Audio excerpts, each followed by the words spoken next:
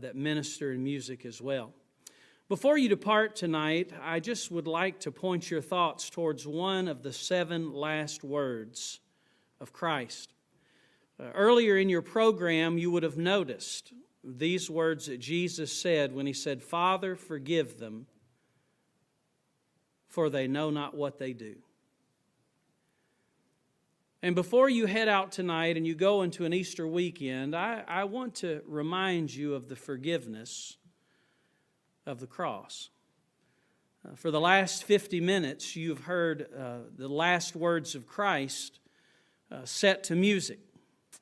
But if you've been around the block for any amount of time in life, you know this. You know that last words are very important. I want to ask you, have you ever been in a room where you've heard somebody's dying words?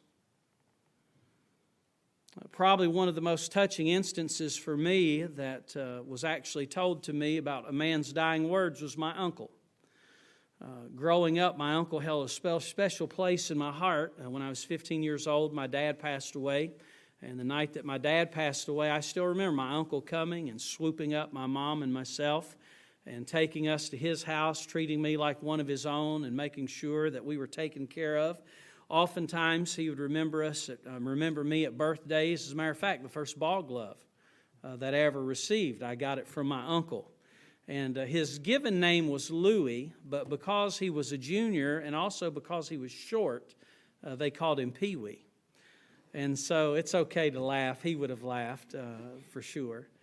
And so my Uncle Pee-wee held a special place in my heart. My aunt gave me a phone call several years ago, and she said, "Alton," she said, "your Uncle Pee-wee's in bad shape. He's been diagnosed with liver cancer, and I think you need to get up here and see him as soon as possible."